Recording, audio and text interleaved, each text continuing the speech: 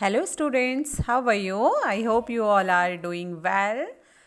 Okay, so students, today we are going to read History Class 6, Our Past, chapter number 1. Okay, and what's the chapter 1?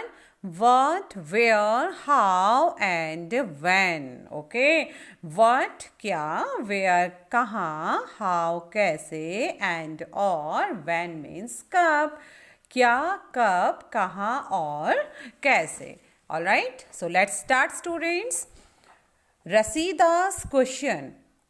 एक girl की हम बात कर रहे हैं. You can see her picture here. Rasida. Okay, इसका नाम क्या है? रसीदा. ऑलराइट, तो रसीदा के कुछ क्वेश्चंस हैं, कुछ प्रश्न हैं. Let's understand what's her questions. Okay, so let's start. Rasida sat reading the newspaper. Suddenly her eyes fell on a small headline, 100 years ago. How she wondered, could anyone know what had happened so many years ago? So students, what's the Rasida's question? So Rasida sat reading the newspaper. Rasida समाचार पत्र पढ़ रही थी, अखबार पढ़ रही थी. Suddenly her eyes fell on a small headline. All right, headline means newspaper की कोई एक खबर, सुर्खी. ओके, तो अचानक उसकी आंखें एक सुर्खी पर पड़ गई. किस सुर्खी पर? जिस न्यूज़पेपर को वो पढ़ रही थी उस पर एक हेडलाइन थी, एक सुर्खी थी, उस पर उसकी नज़र रुक गई. ओके, और वह हेडलाइन क्या थी? उस पर लिखा था 100 years ago मीन्स 100 साल पहले. हाउ सी वंडर्ड, वह सोचने लगी, वह आश्चर्यचकित हो गई कि क्या यह कोई कैसे जान सकता है, इतने वर्षों पहले की बात है. Okay, so she wondered, could anyone know what had happened so many years ago. वह सोचने लगी कि यह कोई कैसे जान सकता है कि इतने वर्षों पहले मीन्स 100 वर्षों पहले क्या हुआ था. ओके, तो ये रसीदा के क्या हैं? क्वेश्चंस हैं. Okay, so next, finding out what happened. Okay, कैसे पता लगाएं कि क्या हुआ. फाइंडिंग आउट, पता लगाना. व्हाट हैपेंड, क्या हुआ. Yesterday you could listen to the radio, watch television, read a newspaper. यह जानने के लिए कि कल क्या हुआ तुम रेडियो सुन सकते हो, टीवी देख सकते हो और अखबार पढ़ सकते हो. ओके, लास्ट ईयर, ये तो हम कल क्या हुआ उसको जानने के लिए बहुत इजी है कि हमने क्या कर लिया, कल का न्यूज़पेपर पढ़ लिया, रेडियो सुन लिया और टीवी देख ली, तो उससे हमें यस्टरडे की घटनाओं के बारे में पता चल जाता है. अब अगर हमें लास्ट ईयर की घटना का पता करना है तो हम क्या करेंगे? आज समबडी हु रिमेंबर्स, तो हम क्या करेंगे? अगर हमें एक वर्ष पहले की बातों को पता करना है तो हम किसी भी व्यक्ति से बात कर सकते हैं. आज समबडी हु रिमेंबर, जिस व्यक्ति को वह याद होगा लास्ट ईयर की घटनाओं के बारे में. But what about long long ago, लेकिन बहुत पहले क्या हुआ था. Okay, let us see how it can be done.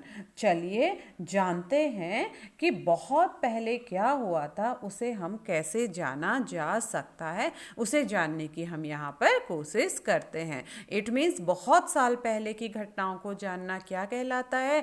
Past की घटनाओं को जानना मीन्स हिस्ट्री जानना. ओके, वही क्या है? हमारा इतिहास है. इतिहास हमारा क्या है? कई वर्षों पहले की घटनाओं की सूचनाओं का ज्ञान प्राप्त करना, सूचनाओं की जानकारी प्राप्त करना, वो क्या कहलाता है? इतिहास कहलाता है.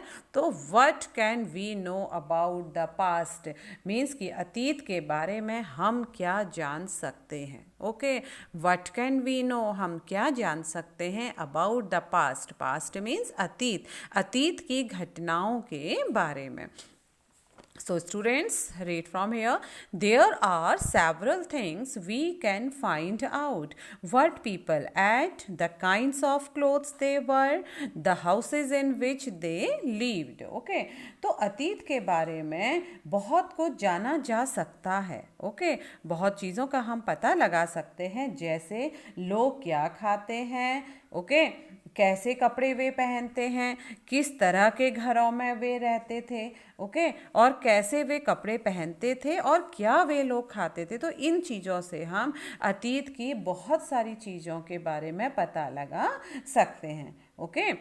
And we can find out about the lives of hunters, herders, farmers, rulers, merchants, priests, craftsperson, artists, musicians, and scientists. We can find out about the हम पता लगा सकते हैं उन लोगों के जीवन के बारे में।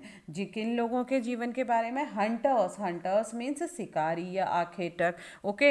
हर्डर्स मीन्स पशुपालक, फार्मर्स मीन्स किसान, रूलर्स मीन्स शासकों, मर्चेंट्स मीन्स व्यापारियों, प्राइस्ट मीन्स पुरोहितों, ओके। क्राफ्ट्स पर्सन मीन्स काश्तकारों, ओके, क्राफ्ट पर्सन मीन्स काश्तकारों या शिल्पकारों। आर्टिस्ट मीन्स कलाकार, ओके, जो भी कलाकार हैं उनके जीवन के बारे में। म्यूजिशियन मीन्स संगीतकारों के बारे में या संगीतज्ञों के बारे में। एंड साइंटिस्ट मीन्स वैज्ञानिकों के बारे में हम बहुत सारी चीज़ों का पता लगा सकते हैं इतिहास के द्वारा, हिस्ट्री के द्वारा, okay. We can also find out about the games children played, the stories they heard, the plays they saw, the songs they sang. Okay, we can also find out, हम यह भी पता लगा सकते हैं कि बच्चे उस समय अतीत में कई सौ वर्ष पहले, हजारों वर्ष पहले बच्चे क्या खेल खेलते थे, कौन कौन से खेल खेलते थे। द स्टोरीज दे हर्ड, कौन कौन सी कहानियाँ वे सुना करते थे। द प्लेज दे सॉ, कौन से नाटक, प्ले मीन्स नाटक, कौन कौन से नाटकों को वे देखा करते थे। द सॉन्ग्स दे संग, या फिर वे कौन कौन से गीत गाते थे, ओके। तो ये सारी चीज़ें हम पास्ट के बारे में ज्ञान प्राप्त करके या अतीत के बारे में इन जानकारियों को हम जुटा सकते हैं, प्राप्त कर सकते हैं, okay. Now next point, where did the period live, okay.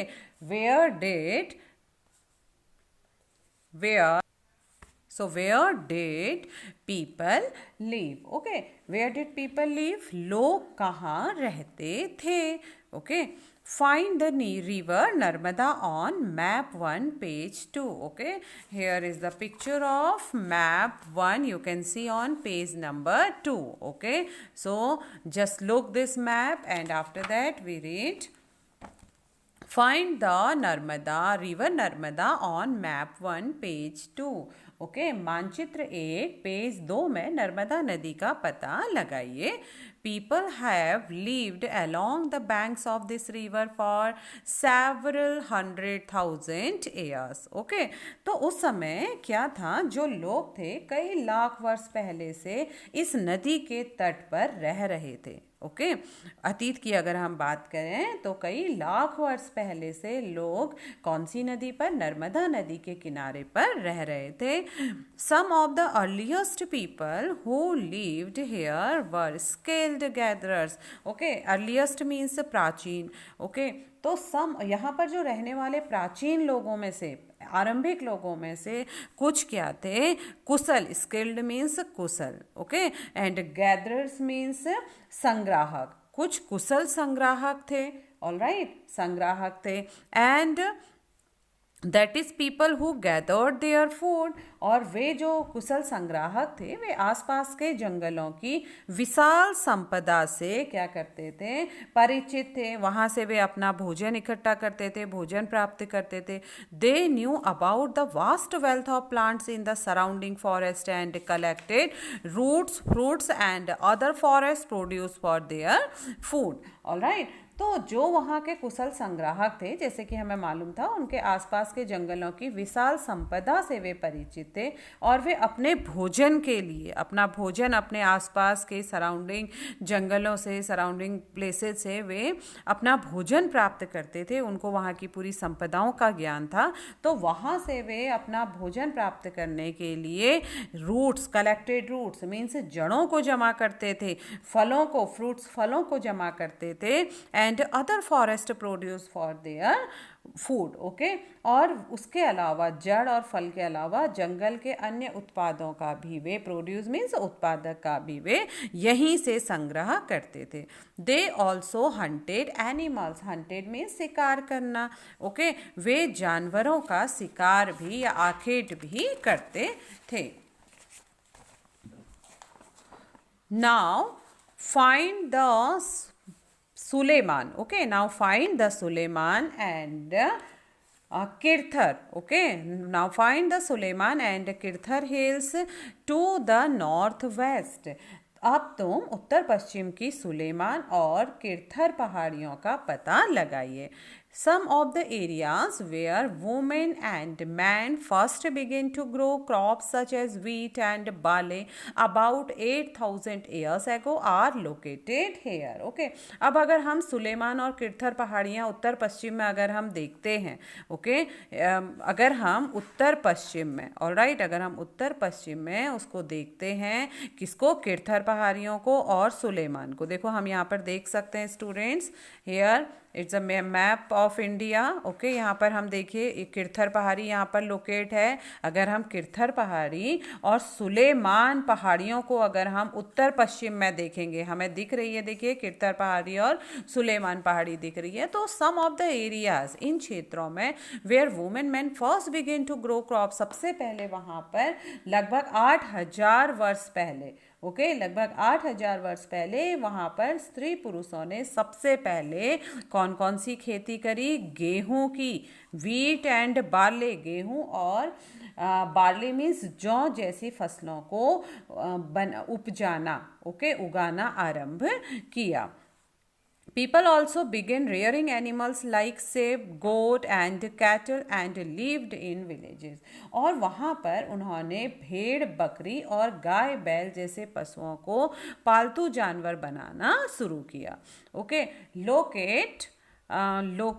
locate the Garo hills to the northeast and the Vindhya in central India. अब अगर हम बात करते हैं उत्तर पूर्व में, तो उत्तर पूर्व में where is north and east, it's a north direction and it's a east direction, okay, it's a west, it's north, east and south. तो अगर हम बात करें नॉर्थ ईस्ट डायरेक्शन की, तो उत्तर पूर्व में गारो तथा, ये देखिए गारो हिल्स यू कैन सी ना, हम देख सकते हैं ईस्ट में गारो हिल्स, तो उत्तर पूर्व में गारो तथा मध्य भारत में इट्स अ मध्य भारत, और मध्य भारत में विंध्य पहाड़ियाँ, देखिए हम देख सकते हैं यहाँ पर विंध्य पहाड़ियाँ, you can C easily now, ये देखिए ये हो गई हमारी विंध्य पहाड़ी, और पूर्व में हमारी हो गई गारो हिल्स, ठीक है। तो अगर हम उत्तर पूर्व में अगर हम बात करें और अगर मध्य भारत में हम बात करें विंध्य पहाड़ियों की, तो इनका पता हम यहाँ पर लगा सकते हैं, ठीक है। मैप में हम देख सकते हैं इजीली कहाँ पर गारो हिल्स लोकेट थी, कहाँ पर विंध्य पहाड़ियाँ थी, ऑलराइट, और कहाँ पर किरथर और सुलेमान पहाड़ियाँ थी, ओके। तो उत्तर पूर्व में गारो तथा मध्य भारत में विंध्य पहाड़ियों का पता लगाएंगे। ये कुछ ऐसे क्षेत्र थे स्टूडेंट जहाँ कृषि का बहुत अधिक विकास हुआ था, alright. So from here these were some of the other areas where agriculture developed. ये ऐसे स्थान थे, कौन से ऐसे स्थान थे स्टूडेंट्स, गारो हिल और विंध्या, ओके। ये पहाड़ियाँ ऐसी थी जहाँ पर बहुत अच्छा कृषि का, एग्रीकल्चर का विकास हुआ। The places where rice was first grown are to the north of the Vindhya, okay, and सबसे पहले अगर यहाँ पर क्या उपजाया गया, चावल उपजाया गया, कहाँ पर, मध्य भारत में और गारो में सबसे ज़्यादा पहले चावल उपजाया गया। वे स्थान विंध्य के उत्तर में स्थित थे, ओके। तो जहाँ पर चावल उगाया गया वे विंध्य के कहाँ पर स्थित थे, उत्तर में स्थित थे। यहाँ पर सबसे पहले चावल की खेती की गई, alright. So trace the river Indus and its tributaries. Tributaries are smaller rivers that flow into a larger river. अब मानचित्र में ओके अगर हम मानचित्र में सिंधु तथा इसकी सहायक नदियों का पता लगाने का प्रयास करेंगे। ओके ट्रिब्यूटरीज मीन्स सहायक नदी। तो हम मानचित्र में सिंधु और उसकी सहायक नदियों का पता लगाने का प्रयास करेंगे। और जो सहायक नदियां होती हैं, okay smaller river that flow into a larger river. और जो सहायक नदियां किसे कहते हैं स्टूडेंट्स? ट्रिब्यूटरीज किसे कहा जाता है? सहायक नदियां उन्हें कहते हैं जो एक बड़ी नदी में मिल जाती हैं। ठीक है, कई छोटी छोटी नदियां जब आगे जाकर एक बड़ी नदी में मिल जाती है उसे क्या बोलते हैं? ट्रिब्यूटरीज या सहायक नदी बोलते हैं। Okay So about 4,700 years ago, some of the earliest cities flourished on the banks of these rivers. Okay, flourished means students फलना फूलना, okay, समृद्ध होना. Alright, bank means तट या किनारा. Earliest cities आरंभिक शहर या प्राचीन शहर. तो अगर हम 4,700 वर्ष पहले लगभग बात करें तो लगभग 4,700 वर्ष पहले पूर्व इन्हीं नदी के किनारे कुछ आरंभिक नगर या प्रारंभिक नगर क्या हुए? फ्लोरिस्ड हुए, फले फूले। Okay later about 2,500 years ago cities developed on the banks of the Ganga and its tributaries। और बाद में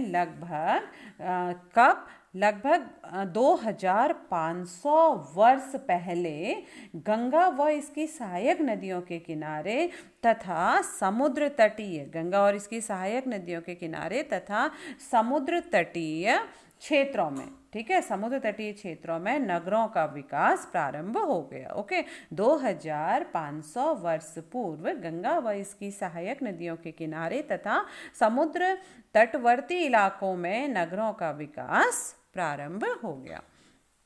Locate the Ganga and its tributary called the Son। Okay अब अगर हम गंगा और इसकी सहायक नदी की बात करते हैं तो गंगा और उसकी सहायक नदी सोन का पता हम लगाएंगे। ओके कहाँ पर गंगा और सोन नदी है? देखिए अभी हम इस मैप में फिर से हम आएंगे। Map 1, here you can see Ganga river. और हम अगर इसकी सहायक नदी का पता कराएंगे, इट्स अ सोन। ओके तो देखिए गंगा और ये इसकी क्या है? सहायक नदी सोन है। Okay now again here locate the Ganga and its tributary called the Son।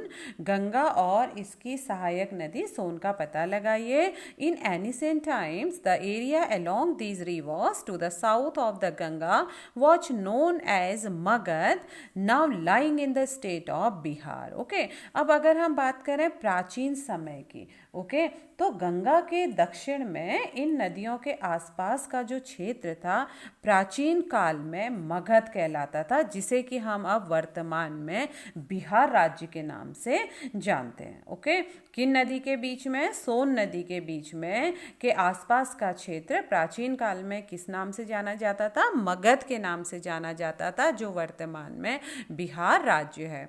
It's rulers were very powerful and set up a large kingdom। अब इसके जो मगध के जो शासक थे ये बहुत शक्तिशाली थे और इन्होंने एक विशाल राज्य का क्या किया?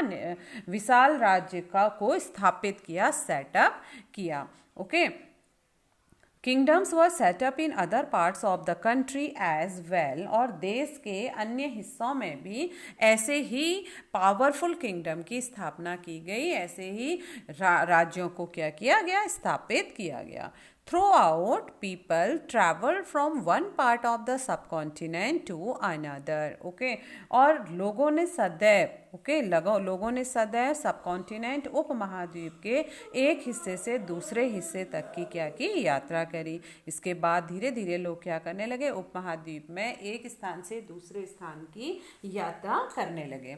The hills and high, okay the hills and high mountains including the Himalayas, deserts, rivers and seas made journeys dangerous at times but never impossible। okay अब जो वहाँ पर पहाड़ियाँ थी और जो ऊंचे पर्वत थे, okay तो जैसे कभी कभी हिमालय जैसे ऊंचे पर्वत, पहाड़ियों, ओके हिमालय जैसे ऊंचे पर्वत, पहाड़ियों, रेगिस्तान, ऑलराइट मरुस्थल या रेगिस्तान, नदियों तथा समुद्रों के कारण यात्रा जो होती थी समुद्रों के कारण, जितनी भी यात्रा होती ये बड़ी डेंजर के का विषय होती थी, यानी जोखिम भरी होती थी, फिर भी ये यात्रा उनके लिए असंभव कभी नहीं रही। ठीक है, वो यात्रा काफ़ी क्या होती थी, डेंजरस होती थी। कहाँ से, मरुस्थल से होते हुए, हिमालय से होते हुए, ऊंचे पर्वतों पहाड़ों से होते हुए, नदियों समुद्रों की जो यात्राएं प्राचीन समय में थी काफ़ी डेंजरस थी, लेकिन असंभव वे कभी नहीं रही। So man and women moved in a search of livelihood as also to escape from natural disaster like floods or drought. Okay, livelihood means students आजीविका, disaster means विपत्ति या परेशानी, okay, विनाश, फ्लड्स मीन्स बाढ़ एंड ड्रॉट मीन्स सूखा। Okay, natural disaster प्राकृतिक आपदा। Alright, अतः कभी लोग काम की तलाश में तो कभी प्राकृतिक आपदाओं के कारण एक स्थान से दूसरे स्थान जाया करते थे। ओके, समटाइम्स मैन मार्च्ड इन आर्मीज कंक्वेरिंग अदर्स लैंड। समटाइम्स कभी कभी जो पुरुष थे, जो मानव थे वहाँ पर पुरुष थे, मैन मार्च्ड इन आर्मीज। ठीक है, तो कभी कभी सेनाएं दूसरे क्षेत्रों पर विजय हासिल करने के लिए चली जाती थी। कन्क्वायर मीन्स विजय हासिल करना। ओके, मार्च्ड मीन्स चले जाना, आर्मीज मीन्स सेना दूसरे भूमियों पर, दूसरे स्थानों पर विजय प्राप्त करने के लिए कभी कभी सेना क्या हो जाती थी, मैन मार्च्ड इन आर्मी, जो आर्मी के सेना के जवान थे वे चले जाते थे। Besides merchants travelled with caravans और ships carrying valuable gifts from place to place, and religious teachers walked from village to village, town to town, stopping to offer instructions and advice on the way. Okay, अब इसके अलावा besides merchant traveled with कारवां, इसके अलावा व्यापारी कभी कभी कारवां means काफिला। Okay, व्यापारी कभी कभी काफिले में या फिर जहाज़ों में अपने साथ कैरिंग ले जाते थे वैल्यूएबल गुड्स। ठीक है, कीमती या मूल्यवान वस्तुओं को लेकर एक स्थान से दूसरे स्थान तक जाते रहते थे। ओके, और इसके साथ जो धार्मिक गुरु थे, रिलीजियस टीचर्स मीन्स धार्मिक गुरु, लोगों को शिक्षा और लोगों को शिक्षा और सलाह देते थे। कहाँ पर देते थे, देते हुए एक गांव से दूसरे गांव। ठीक है, विलेज टू विलेज, एक गांव से दूसरे गांव, टाउन टू टाउन, एक नगर से दूसरे नगर, एक कस्बे से दूसरे नगर जाया करते थे। And stopping to offer instructions and advice on the way, और कुछ लोग तो क्या करते थे, नए और रोचक स्थानों को खोजने की चाह में भी उत्सुकतावश भी यात्रा किया करते थे। ओके, तो इसीलिए हमने यहाँ पे देखा, finally some people perhaps travel driven by a spirit of adventure wanting to discover new and existing place. Okay, तो ये सभी क्या होता था, कुछ लोग यात्रा किस कारण करते थे, नए और रोचक स्थानों को खोजने की चाह में करते थे, और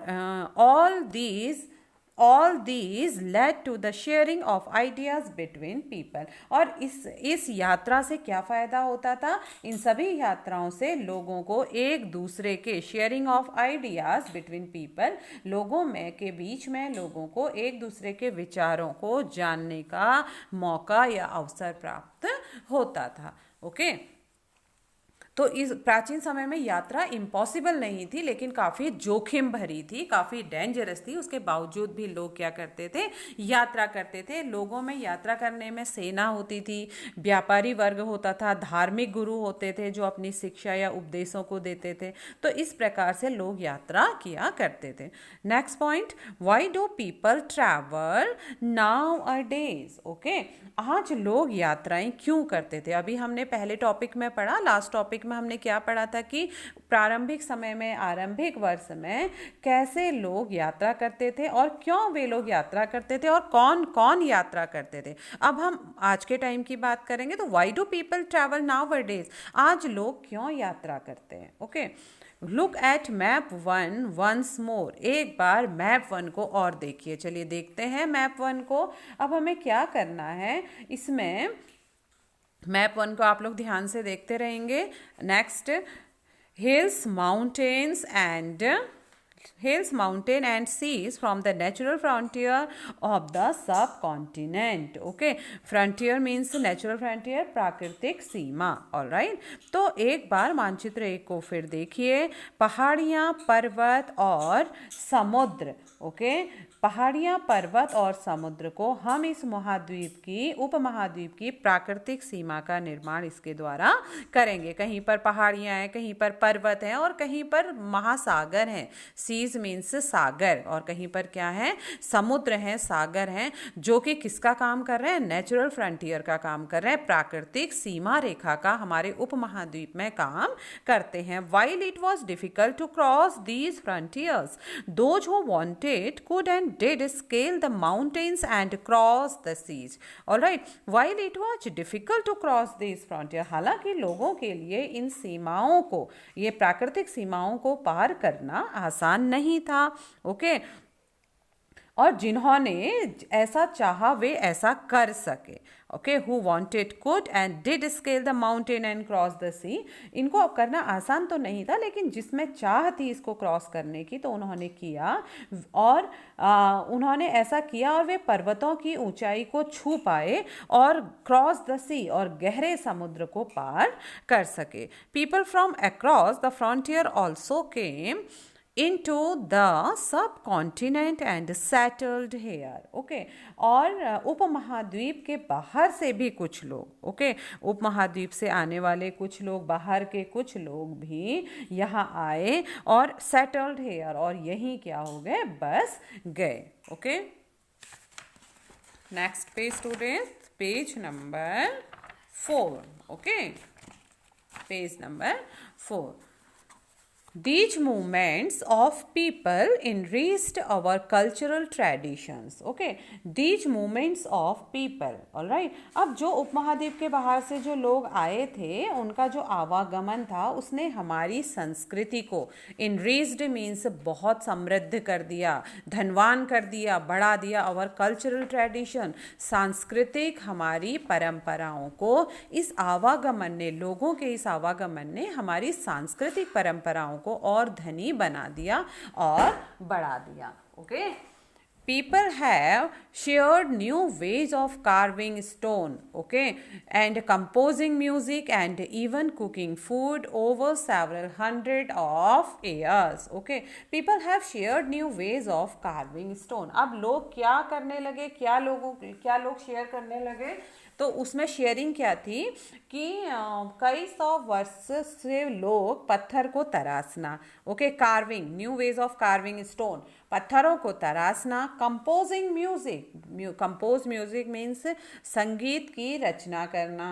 एंड इवन कुकिंग फूड, और इवन कुकिंग फूड मतलब भोजन पकाने की कला, पाक कला. ओके, और पाक कला के नए तरीके वे क्या करने लगे, शेयर करने लगे, एक दूसरे के विचारों को एक दूसरे को बताने लगे. तो उनको सांस्कृतिक परंपराओं का आदान प्रदान तो हुआ, सांस्कृतिक परंपराओं में काफ़ी वृद्धि हुई, काफ़ी विकास हुआ. उसके साथ साथ लोगों ने, आवागमन के साथ लोगों ने पत्थर पर नक्काशी करना, संगीत की रचना करना, पाक कला आदि को हजारों वर्षों तक एक दूसरे से वे क्या करने लगे, उसका आदान प्रदान करने लगे. Okay, names of the land. Okay, names of the land means देश के नाम. ओके, भूमि के नाम, वो जिस राज्य में रहते थे, जिस क्षेत्र में रहते थे, उसके नाम को अब हम पढ़ेंगे.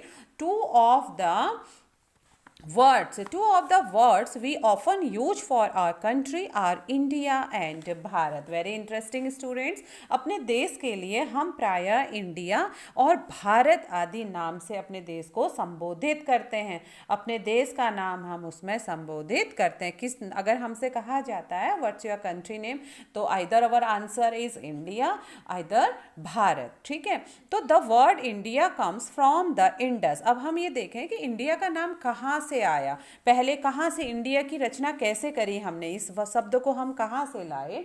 तो इंडिया शब्द इंडस से निकलता है, जिसको कॉल्ड सिंधु इन संस्कृत, जिसको संस्कृत में इंडस को सिंधु कहा जाता है. Okay, find Iran and Greeks in your Atlas. अपने एटलस में ईरान और ग्रीक का यानी यूनान का नाम ढूंढिए, उसका पता लगाइए, आपके पास एटलस होगी तो ईरान और यूनान का पता लगाइए। The Iranians and the Greeks who came through the north waste about 2500 years ago and were familiar with the Indus called it the Hindos or the Indos, and the land to the east of the river was called India. Okay, अपने Atlas में जब आपने Iran और यूनान का पता लगाया तो अब उसके बाद हम बताएंगे कि लगभग 2500 वर्ष पूर्व उत्तर पश्चिम की ओर से आने वाले, ठीक है, उत्तर पश्चिम की ओर से जो आने वाले ईरानी थे, ठीक है, और जो यूनानी थे, इन्होंने सिंधु को हिंदोस और इंदोस को इस नदी के पूर्व में स्थित भूमि प्रदेश को इंडिया कहा। ओके, हिंदोस और इंदोस ने क्या किया, इस नदी के पूर्व में स्थित जितना भी भूमि प्रदेश था ईस्ट में, इस नदी के पास पर, उसे क्या बोला उन्होंने, इंडिया बोला। And the name Bharat was used for a group of people who lived in the north west and who are mentioned in the Rigveda, the earliest composition in Sanskrit dated to about 3500 years ago. Okay, later it was used for the country. अब अगर हमने पहले तो India कहाँ से उत्पत्ति हुई, India word कहाँ से ओरिजिन हुआ, उसके बारे में हमने पढ़ा। अब हम पढ़ेंगे कि इंडिया को भारत, दूसरा नाम इसका जो हम भारत कहते हैं, ये भारत की ओरिजिन कहाँ से हुई।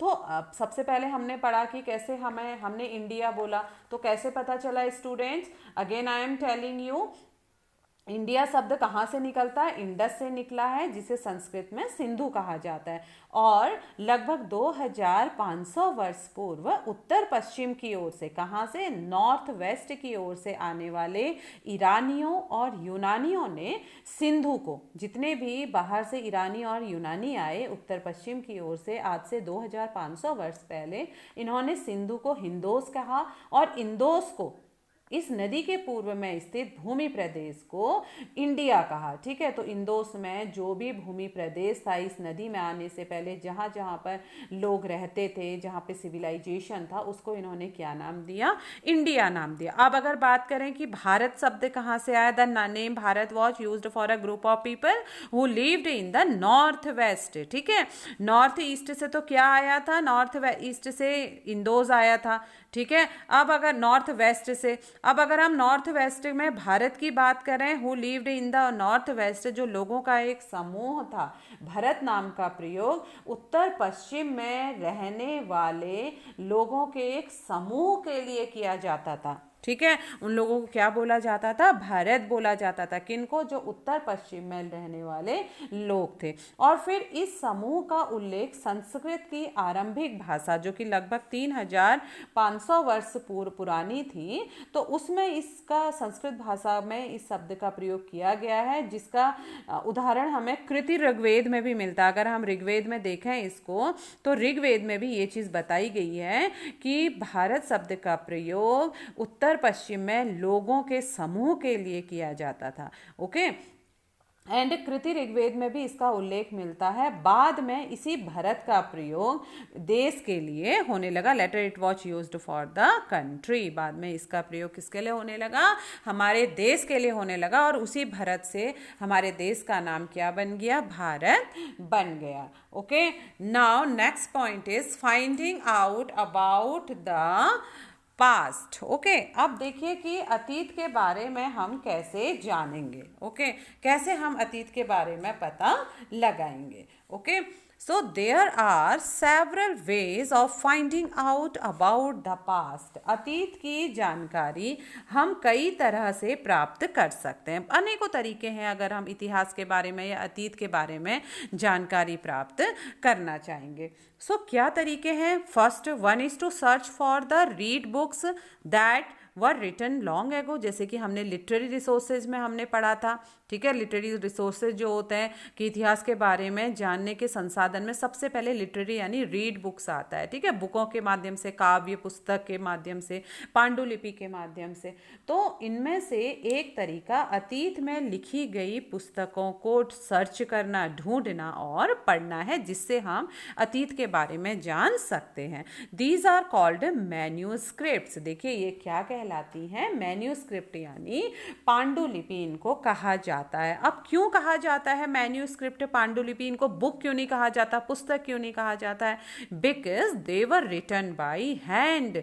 This comes from the Latin word manu meaning hand. ठीक है, देखिए बहुत इंटरेस्टिंग है, मैन्यूस्क्रिप्ट हम बार बार पढ़ते रहेंगे।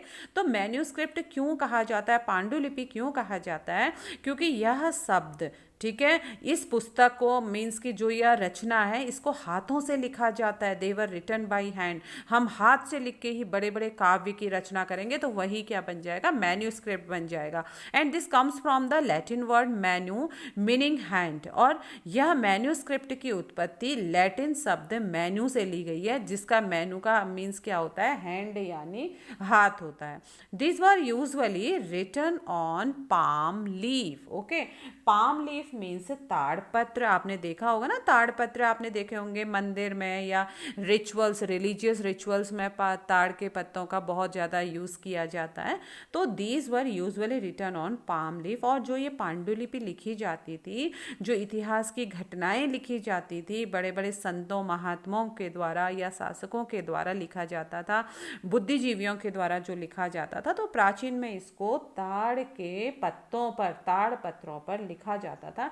और ये ताड़पत्र क्या होते हैं स्टूडेंट्स? ये हिमालय क्षेत्र में उगने वाले भुर्ज नामक पेड़ की छाल से तैयार किए जाते थे। पहले कागज के रूप में इनका इस्तेमाल किया जाता था और स्पेशली रिलीजियस थिंग्स के लिए इसका इस्तेमाल किया जाता था। ओके, तो ये जो पांडुलिपियाँ थी, these were usually written on palm leaf और ऑन स्पेशली प्रिपेयर्ड, हेयर आ गया देखिए students, prepared bark of a tree known as the birch which grows in the Himalayas.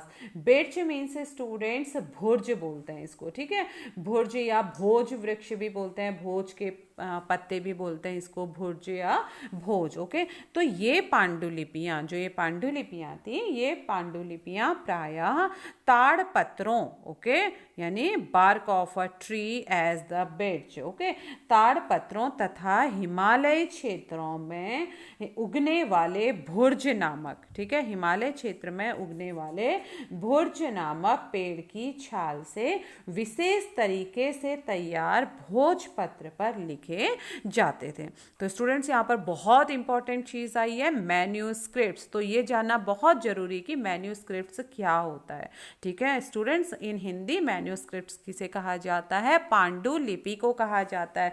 पांडुलिपि क्या होती है? एक ऐसे दस्तावेज होते हैं, एक ऐसे डॉक्यूमेंट्स होते हैं which is written by hand, जिसको किसके द्वारा लिखा जाता है? हाथों से लिखा जाता। अभी हम ये हिस्ट्री के बुक पढ़ रहे हैं, ये प्रिंटिंग प्रेस में इसको क्या किया गया है? छापा गया है। So it is very easy to create और it is very easy to make this book. But जो मैन्यूस्क्रिप्ट्स होती थी, प्राचीन समय में प्रिंटिंग प्रेस तो नहीं होते थे, ठीक है, तो प्राचीन समय में हाथों से ही संत महात्मा बुद्धिजीवी विद्वान वर्ग क्या करते थे?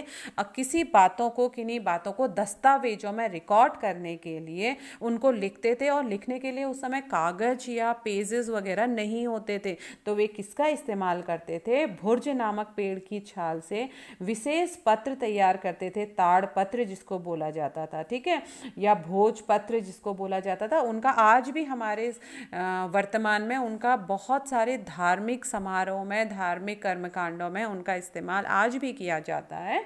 तो स्पेशली मैन्यूस्क्रिप्ट को अगर हम देखें तो manuscript means a page from a palm leaf manuscript. And manuscript is a, अगर हम इसे सिंपल लैंग्वेज में कहें, it's a earliest oldest documents which is written by hand, जिसको हाथों के द्वारा लिखा जाता था। और किस में लिखा जाता था? These were usually written on a palm leaf और on the specially prepared bark of a tree known as the birch which grow in the Himalayas. Okay, तो ये क्या हो गया? मैन्यूस्क्रिप्ट हो गया, पांडुलिपि हो गई, क्योंकि इसी पांडुलिपि से, इसी मैन्यूस्क्रिप्ट से हमें अतीत के बारे में बहुत सारी सूचनाओं का ज्ञान हुआ। अब students you can see this picture, okay, यहाँ पर आप इस पिक्चर को देख सकते हैं। ये देखिए, ये जो पिक्चर है ये है हमारा मैन्यूस्क्रिप्ट का एक एग्जाम्पल दिया गया। सेम ये मैन्यूस्क्रिप्ट का एक पेज है जिसमें किसी विद्वान महात्मा ने अतीत के बारे में कुछ चीज़ें लिखी हैं। ये लैंग्वेज हम अभी समझ नहीं पाएंगे, ओके, लेकिन सेम यही कलर का क्या होता है, भोजपत्र होता है, ठीक है, या ताड़पत्र इसी कलर का होता है, और ऐसे ही उसमें लिखा जाता था। ऐसे ही इतिहास की कई अतीत की जानकारियां इसमें संग्रहित की गई थी, जिसे क्या कहा जाता था, मैन्यूस्क्रिप्ट कहा जाता था, पांडुलिपि कहा जाता था। Okay, so here students, a page from a palm leaf manuscript, okay, ताड़पत्र से बनी पांडुलिपि का एक पृष्ठ अभी हमने यहाँ पर देख लिया। देखिए लाइट ब्राउन शेड में आपको दिख रहा है, ये क्या है, ताड़पत्र से बनी एक पांडुलिपि का एक पृष्ठ है, एक पेज है। It's a very good example to clear about the manuscript. Okay, the manuscript was written about 1000 years ago। Okay, यह पांडुलिपि कौन सी, यह पांडुलिपि लगभग 1000 वर्ष पहले लिखी गई थी। The palm leaves were cut into pages and tied together to make books.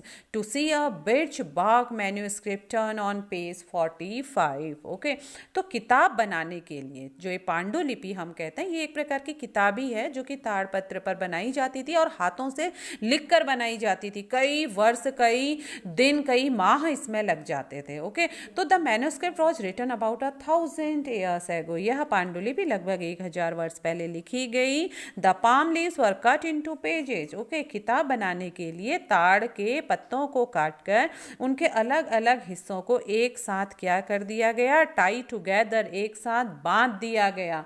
Okay, and जो भुर्ज पेड़ की छाल से बनी ऐसी ही एक पांडुलिपि को आप पेज नंबर 45 में देख सकते हैं। ओके, और भुर्ज पेड़ की छाल से बनी पांडुलिपि को आप यहाँ पर भी देख सकते हो। It's a very good example. आपको जैसे मैंने पहले बता दिया है, ये एग्जाम्पल बहुत अच्छा मैन्यूस्क्रिप्ट का दिया गया है। पांडुलिपि के एक पेज का यहाँ पर एग्जाम्पल दे रखा है जो कि भुर्ज पेड़ की छाल से बना हुआ है, और ऐसे ही छाल से बने हुए बहुत सारे पेजों को ताड़ के पत्तों को काटकर उनको अलग अलग हिस्सों को बांध दिया जाता है। उसको देखो, यहाँ पर बांधने का एक निशान भी है, तो ऐसे बांध कर यहाँ पर होल करके या किसी अन्य उससे इसको बांध कर एक बहुत बड़ी पुस्तक बनाई जाती है, जिस पुस्तक पे प्राचीन दस्तावेजों को, प्राचीन चीज़ों की घटनाओं को रिकॉर्ड किया जा सके। वो घटनाएं कई कुछ भी हो सकती हैं, राजा महाराजाओं, शासकों की जीवनी होती है, आत्मकथाएं होती हैं, या उस युग का आर्थिक, सामाजिक, राजनीतिक जीवन का विस्तृत ब्यौरा उसमें दिया रहता है। तो अलग अलग चीज़ें पांडुलिपि में संग्रहित की जाती हैं। Okay students, so it's over students for today's class. Tomorrow I will be back with next page. Okay, so you students revise this work and read again and learn word meaning. Okay, all right, so tomorrow I will be back. Bye students, have a nice day.